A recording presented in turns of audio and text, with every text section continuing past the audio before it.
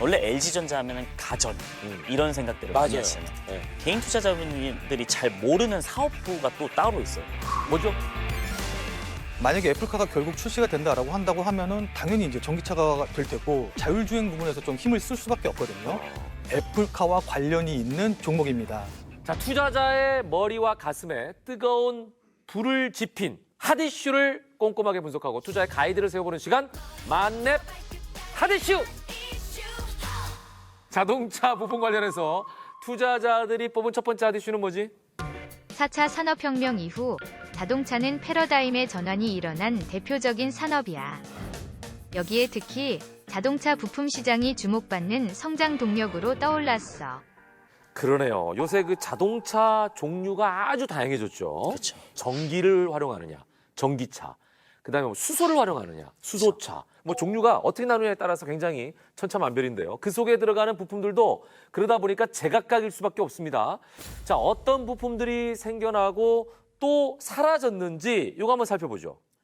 일단 전기차의 전환으로 네. 이제 변하는 시대잖아요. 이제 2022년에 전기차 판매량 성장률을 보시면은 네. 그러니까 YOY죠. 그러니까 전년 동기 대비해 가지고 평균 50% 성장을 하고 있어요. 이렇게 고성장하는 산업은 잘 찾아볼 수가 없거든요. 많지 않죠. 네, 그래서 결국에는 시장 침투력이 조금 더 증가하게 된다라고 하면은 전기차는 더 많이 팔릴 것이고 그러면은 내연기관차랑 전기차 부품이랑 이거를 나눠서 보셔야 될 것 같아요. 그렇죠. 뭐냐면 가장 큰 차이점이 이제 엔진이죠. 네. 엔진이 없어진다라는 건데 그럼 제가 생각할 때는 이제 엔진 부품사들은 좀 힘들 수 있다. 힘들 수 있다. 그럴 수 있겠네. 네. 엔진이 필요 없으니까. 그렇죠. 그러면 전기차는 크게 뭐가 들어가냐? 네. 배터리, 네. 뭐 감속기, 네. 구동 모터거든요. 네. 이런 쪽에 들어가는 회사들을 좀 보면 좋지 않을까 이렇게 말씀을 드리고 싶습니다. 그러네요.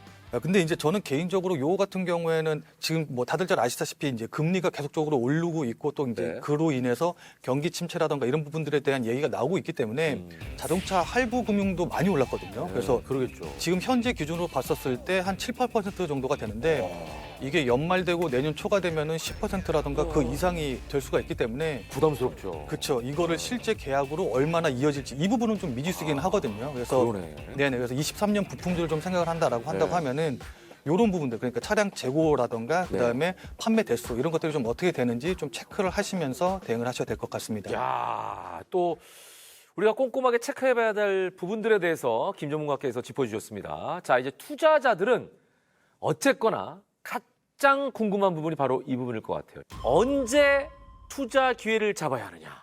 이 타이밍. When? 그 타이밍을 잡기 위해서는 여러 가지 이슈들을 봐야 된다고 생각해요. 네. 첫 번째는 금감원 공식 사이트 가보시면은 네. 사업 보고서 다 나와 있어요. 그래서 내가 이 회사는 전기차에 정말 많이 집중돼 있고 내연기관에는 별로 없네 라고 하는 힌트들이 정말 많아요. 그래서 자세히 들여다보면. 그래서 그 타이밍을 잡으려면 네. 사업 보고서를 보셔야 된다. 사업 보고서를 네. 참고해라. 네. 그리고 네. 투자는 이렇게 타이밍을 잡으려면 네. 제가 드리는 레벨업주. 자, 오늘 레벨업주가 나오는 네. 겁니까? 네. 자, 한용희 전문가의 레벨업주 공개합니다. 힌트 주시죠. 이 기업 같은 경우에는 네. 이거는 뭐 작은 이슈부터 말씀을 드릴게요. 네. 작게 가면서 크게 말씀을 드릴게요. 밑에서부터 이렇게 네네네. 크레센도로 가는군요. 네네. 예. 예. 진짜 오랜만에 들어보네. 아, 나중에 김 전문가는 데크레센도로죠. 아, 예, 알겠습니다. 자, 크레센도 갑니다. 웰딩 AI 기술이라고 해가지고 네. 우리가 용접을 하면은 네. 품질 검사도 해야 되거든요. 네. 그러면은 잘된 용접인지 아니면 불량인지 네. 이거를 판단하는 AI 기술 가지고 있어요? AI 기술을 SK텔레콤하고 협약을 맺었다. 그다음에 두 번째 같은 경우에는 네. 이거는 2020년도에 네. 6년치 공급 계약을 맺은 적이 있어요. 폭스바겐하고. 네. 자동차 부품 관련해서. 폭스바겐하고 계약금이 이제 1,400억 정도. 오. 네, 꽤 크게 했어요. 그래서 연평균 한 240억 매출이 계속적으로 좀 나오고 있다. 6년간. 네. 네. 이 회사가 만드는 부품이 네. 전기차도 들어가고 내연기관차도 들어가요. 아, 공통 부품들이 있겠죠? 네. 기본적으로 예를 들면은 뭐 깜빡이는 있어야 되잖아, 차니까. 그렇죠. 예를 들면. 뭐 헤드램프 그러니까 헤드램프는 있어야 되고. 그렇죠, 그렇죠. 백미러도 있어야 되고. 뭐 공통적으로 시트라든지. 필요한 것들 있잖아요. 네네. 자동차라면 꼭 필요한 부품들. 샤시예요. 네. 그러니까 자동차의 뼈대잖아요. 어쨌든 예. 샤시가. 예. 샤시를 공급하는데 최근 차량용 반도체 쇼티지 현상에도 괜찮은 실적을 보이고 있어요. 현대기아차가. 그렇죠. 정말 잘하고 있어요. 왜냐면은 그 실적들이 많이 빠지진 않았어요. 네네네. 근데 이거를 네. 무거운 제네시스 SUV가 네. 구조를 완전 바꿔버렸어요. 이 회사가 만드는 샤시로 네. 바꿔버렸다는 거죠.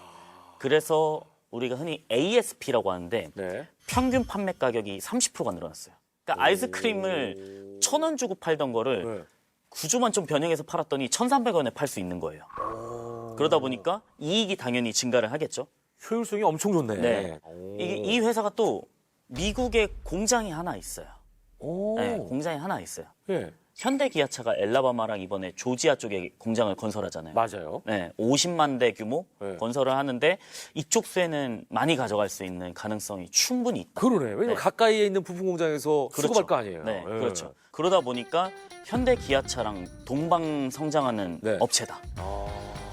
그리고 지금 그러면은 시가총액이 얼마냐? 궁금하네요. 네, 얼마냐? 시총이 지금 한 3천억이에요. 근데 2022년도 컨센 기준으로 퍼가 네.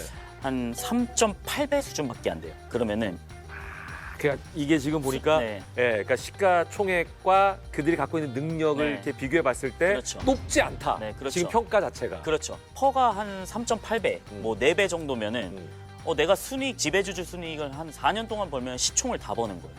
그러네. 네, 순이익이. 그러다 보니까 네. 지금 주가는 굉장히 싸고 그다음에 3분기 실적 발표를 했거든요. 네. 이게 영업이익이 한 250억 정도 나왔는데 예. 그러니까 전년 동기 대비해서 1000%가 상승을 했어요. 어떻게 보면 10배 정도가 뛴 거네. 그렇죠. 이야, 여기까지입니까? 네. 자, 여러분의 계좌를 업그레이드해줄 한용희 전문가의 레벨업주가 궁금하시다면 카카오톡 채널에서 만렙 박주식을 검색한 이후에 친구 추가해 주시기 바랍니다. 하지만 모든 투자의 최종 판단은 여러분의 몫이니만큼 현명한 투자하시길 거듭 강조해 드립니다. 그리고 김민우 전문가의 레벨업주가 아직 안 나왔습니다. 궁금하시죠? 궁금하시다면 만렙 박주식 끝까지 채널 고정 함께 해주시기 바랍니다.